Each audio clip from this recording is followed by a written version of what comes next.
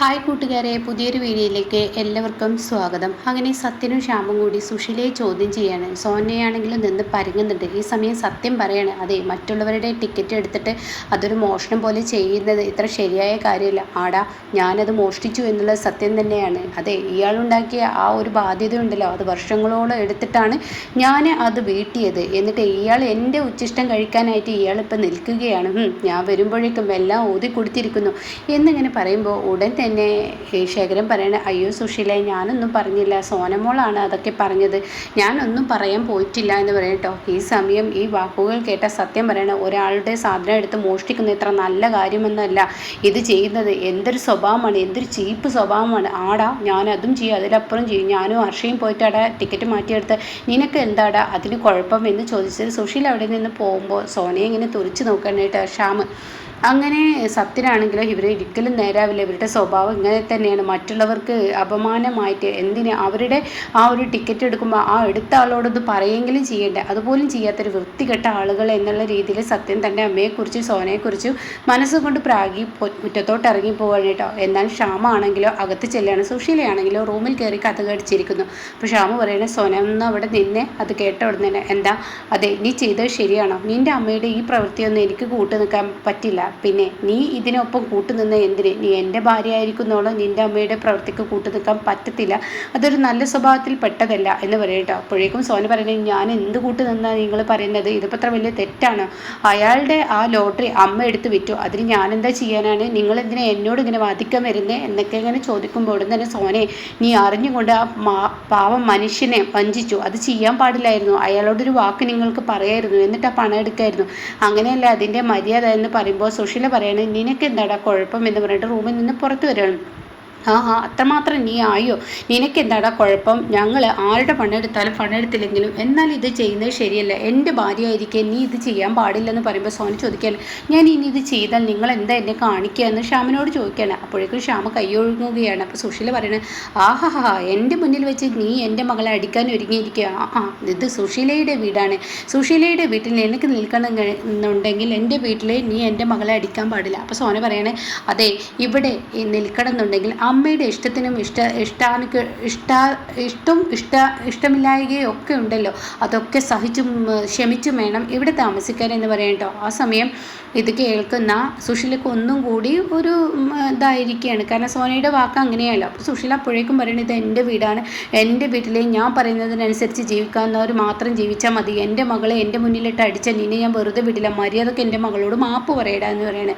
അപ്പോൾ ഷാമ്പു പറയണേ, ഇവളെൻ്റെ ഭാര്യയാണ്, എൻ്റെ ഭാര്യ എൻ്റെ വാക്കുകൾക്കനുസരിച്ച് വേണം ജീവിക്കാൻ, അല്ലാതെ നിങ്ങളുടെ ഈ കള്ളത്തരത്തിനും മോഷണത്തിനൊന്നും കൂട്ടു നിൽക്കാൻ എന്നെ കൊണ്ട് പറ്റത്തില്ല എന്ന് പറയുമ്പോൾ ഉടൻ തന്നെ, നീ മര്യാദക്ക് മാപ്പ് പറഞ്ഞോ, അല്ലാതെ നിന്നെ ഈ വീട്ടിൽ ഞാൻ നിർത്തത്തില്ല, ഇപ്പം തന്നെ നീ ഈ വീട്ടിൽ നിന്ന് ഇറങ്ങിപ്പോകണം, എൻ്റെ മകളോട് മാപ്പ് പറയുന്ന ആ നിമിഷമാണ് നിനക്ക് ഈ വീട്ടിൽ നിൽക്കാൻ പറ്റത്തുള്ളൂ എന്ന് പറയുമ്പോൾ അവിടെ ഷാമു പറയുന്നത്, അങ്ങനെയാണോ? എന്നാൽ ഞാൻ നിൽക്കില്ല. എൻ്റെ ഭാര്യയോട് എനിക്ക് മനസ്സറിഞ്ഞ് സംസാരിക്കാൻ പറ്റത്തില്ലെങ്കിൽ ഞാൻ ഇനി ഇവിടെ നിൽക്കുന്നില്ല എന്ന് പറഞ്ഞിട്ട് ഷാമ ഇറങ്ങിപ്പോവാണ്. അപ്പോഴേക്കും സത്യം മുറ്റത്തുണ്ട്. ഷാമയെ പോവാമെന്ന് പറയുമ്പോൾ സത്യം, ഞാനില്ല, നീ പോയിക്കോ, ഞാൻ ഇനി വീട്ടിലോട്ടില്ല. അപ്പോൾ സോന എന്താ പറഞ്ഞത്? സോന അമ്മയുടെ മകളല്ലേ, ആ സ്വഭാവം കാണിച്ചു, അവളുടെ തനി ഗുണം കാണിച്ചു. എന്നാൽ അങ്ങനെ വിട്ട് ശരിയാവില്ലല്ലോ. ശ്യാമ, നീ വന്നാൽ നമുക്ക് ചോദിക്കാം. വേണ്ട, ചോദിക്കാനും പറയാനൊന്നും പോകണ്ട, കൂടുതൽ വഷളാവത്തേ ഉള്ളൂ. എന്തിനാ വെറുതെ ചോദിക്കാൻ പോകുന്നത്?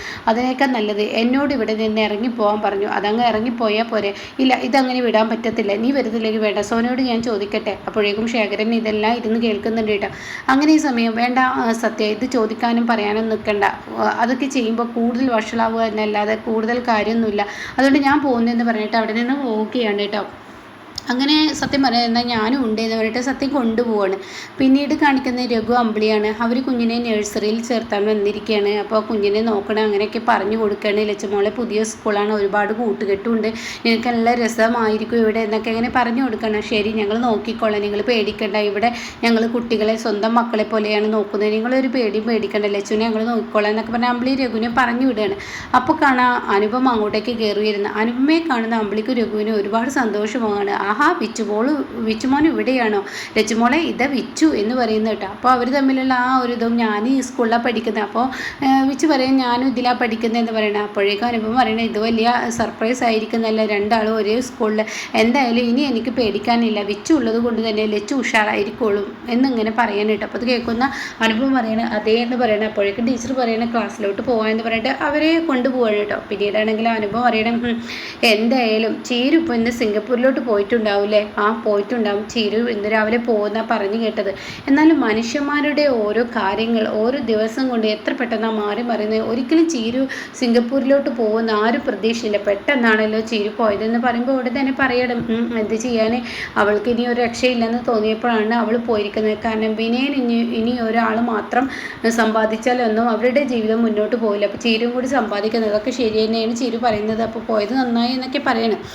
എന്തായാലും നിങ്ങളുടെ വിശേഷം അച്ഛൻ പറഞ്ഞ് ഞാൻ കേട്ടു, എന്താണ് നിങ്ങൾ കാട്ടിക്കൂട്ടിയതെന്നൊക്കെ അമ്പിളിയോട് ചോദിക്കാം. അപ്പം അമ്പിളി പറയാണ് ഇത് ലാസ്റ്റത്തെയാണ്, അങ്ങനെ ഒരിക്കലും പ്രതീക്ഷിച്ചതല്ല, എന്ത് ചെയ്യാനാണ്, കുടുംബം നേരാൻ വേണ്ടി ചെയ്തത്, പക്ഷേ അച്ഛൻ ഇപ്പം ഞങ്ങളോട് മിടുന്നും പിടിക്കുന്നില്ല എന്നൊക്കെ പറയുമ്പോൾ അതൊക്കെ ശരിയാവും, നീ വാ എന്നൊക്കെ പറഞ്ഞിട്ട് വണ്ടിയിലോട്ട് കയറ്റുകയാണ് കേട്ടോ. പിന്നീട് കാണിക്കുന്നത് സത്യനെയും ഇന്ദ്രനെയാണ്. അവർ തമ്മിൽ സംസാരിക്കുകയാണ്. അപ്പോൾ ഇന്ദ്രൻ പറയണേ എന്തായാലും ഇത് വല്ലാത്തൊരു കഷ്ടം തന്നെ, ഈ അമ്മ ഇങ്ങനെ പോയാൽ മറ്റുള്ളവരുടെ പണം എടുക്കുന്നത് മോഷ്ടിക്കുന്നത് അമ്മയ്ക്ക് യാതൊരു ഇതുമില്ല. ഇപ്പോൾ ഇന്ദ്രേട്ടന് മനസ്സിലായില്ല, 50,000 എന്തോ ആവശ്യത്തിന് വേണ്ടി വാങ്ങിയതാണ്, ആ 50,000 ആര് കൊണ്ടുപോയി എങ്ങനെ കൊണ്ടുപോയി എന്നൊന്നും അറിയാൻ പറ്റിയില്ല. അതപ്പോൾ ഉണ്ടായത് ഈ ഒരു ലോട്ടറി അടിച്ചതിൽ. അപ്പോൾ എന്തായാലും അമ്മയുടെ സ്വഭാവം ഇങ്ങനെ പോയി കഴിഞ്ഞാൽ മനുഷ്യന് ജീവിക്കാൻ പറ്റാത്ത അവസ്ഥയിലോട്ടോ. അപ്പോൾ സത്യം പറയണേ ഇതിന് എന്തെങ്കിലും ഒരു തിരിച്ചടി കൊടുക്കണ്ടേ, എന്ത് തിരിച്ചടി കൊടുക്കാൻ, ആ പറയുന്ന പാവം മനുഷ്യനെ അമ്മയെക്കുറിച്ച് ഒരു കുറ്റപ്പെടുത്തലോ ഒന്നും പറഞ്ഞില്ല. അയാളാണെങ്കിലും മിണ്ടാതെ നിൽക്കുകയാണ് ചെയ്തത്. എല്ലാം കണ്ടിട്ടും കേട്ടിട്ടും അയാൾ ഒന്നും മിണ്ടാതെ നിൽക്കുകയാണ്. ആ പാവത്തിനെ പറയാൻ പറ്റത്തില്ല, കാരണം ആ പാവത്തിനെ ആ വീട്ടിൽ നിന്നും ഇറക്കി വിടുമോ എന്ന ഭയം കൊണ്ടാണ് അയാൾ ഒന്നും മിണ്ടാത്തതെന്ന് ഇന്ദ്രൻ പറയുകയാണ്. എന്തായാലും ശ്യാമ് സോനയോട് ഇതിൻ്റെ പേരിൽ വഴക്കിടുകയും സോന തനി അമ്മയുടെ പകർപ്പായി മാറുകയും ചെയ്തപ്പോൾ ശ്യാമ് കയ്യോങ്ങിയൊക്കെ പറയണേ എന്തൊക്കെയാണ് ഈ പറയുന്നത്. അതെ, ശ്യാമ കയ്യോങ്ങി, അതിനെ തുടർന്ന് സോനയോട് മാപ്പ് പറഞ്ഞല്ലാതെ ആ വീട്ടിൽ ശ്യാമ നിൽക്കാൻ പറ്റത്തില്ലെന്നാണ് പറയുന്നത്. ശ്യാമിനി അങ്ങോട്ടേക്ക് ഇല്ല എന്നാണ് പറയുന്നത്. എന്തൊക്കെയാണ് ഈ പറയുന്നത്, ശ്യാമിന് പിന്നെ വേറെ എവിടെ താമസം, ശ്യാമിന് താമസിക്കാൻ ഒരു വീട് വേണ്ടേ. അത് കേട്ട ഉടനെ ഇന്ദ്രേട്ട എന്തൊക്കെയാണ് ഈ പറയുന്നത് എന്നല്ല, ശ്യാമിനെ പോലെ തന്നെ നമുക്ക് രണ്ടുപേർക്കും മരുമക്കളായ നമുക്കാണ് ഈ തിരിച്ചടി കിട്ടിയെങ്കിൽ നമ്മൾ ഇങ്ങനെ ഒരു തീരുമാനമല്ല എടുക്കുക, അപ്പോൾ അത് മനസ്സിലാക്കണ്ടേ എന്നൊക്കെ പറയുമ്പോൾ അതൊക്കെ നീ പറയുന്നത് ശരിയാണ്, പക്ഷേ സോനയുടെ ജീവിതം കൈവിട്ട് പോകുമല്ലോ, സോനക്ക് പിന്നെ ഒരു ജീവിതം ഇല്ലാതാവില്ലേ എന്നൊക്കെ പറയുമ്പോൾ അതൊക്കെ ശരിയാണ്, നീ എന്തെങ്കിലും ചെയ്ത് ശ്യാമിനെ തിരികെ കൊണ്ടുവരാൻ ശ്രമിക്കുക, അല്ലെങ്കിൽ അത് ആകെ വഷളാവും എന്നൊക്കെ പറയാണ്. പിന്നീടാണെങ്കിലോ മാഷിനെയാണ് കാണിക്കുന്നത്. അനുപമ മാഷിൻ്റെ അടുത്ത് എത്തിയിരിക്കുകയാണ്. അപ്പോഴേക്കും അമ്പലത്തിൽ പോയി വരുന്ന വഴിയാണ് ഇന്ന് സുശീലയെ കണ്ടിരുന്നു എന്നുള്ള കാര്യങ്ങളൊക്കെ അനുപമ പറയാണ്.